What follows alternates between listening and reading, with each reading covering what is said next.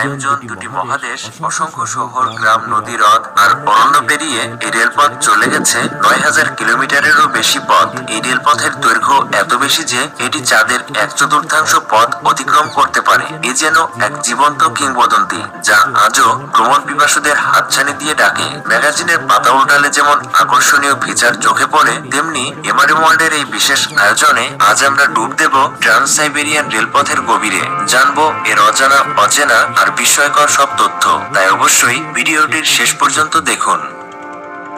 রেলপথ শুধু একটি পরিবহন ব্যবস্থা নয়, এটি একটি সভ্যতার প্রতিচ্ছবি। তবে বিশ্বের কোনো রেলপথই ট্রান্স সাইবেরিয়ান রেলপথের মতো বিস্ময়কর নয়। ট্রান্স সাইবেরিয়ান রেলপথ হল পৃথিবীর দীর্ঘতম রেলপথ। এই রেলপথটি প্রায় ৯,২৮৯ কিলোমিটার জুড়ে বিস্তৃত, যা রুশ সাম্রাজ্যের দুই প্রান্তকে যুক্ত করে রেখেছে মস্কো থেকে ভ্লাদিভস্টক পর্যন্ত।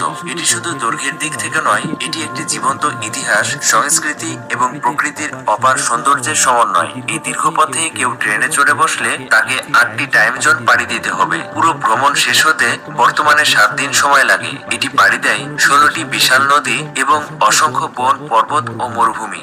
ঊনবিংশ শতাব্দীর শেষ দিকে জার সম্রাট দ্বিতীয় আলেকজান্ডার দেখলেন যে রুশ সাম্রাজ্যের পশ্চিম অংশের অর্থনৈতিক উন্নয়ন দ্রুত বাড়ছিল, কিন্তু সাইবেরিয়ার অঞ্চলগুলি স্বপ্নের মতো দূরে ছিল। তখন তারা বুঝতে পারে যে